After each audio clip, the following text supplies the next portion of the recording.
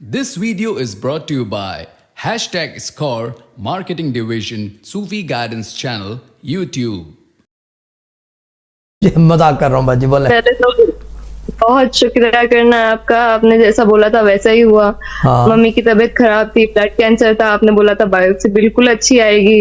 लोगों के 6-6 साल लग जाते, 0.6 आने में यहाँ पे 4 महीने में हो गया। हाँ। अब इस वजह से मैं आपका शुक्रिया अदा करूं, कैसे करूं समझ नहीं आता।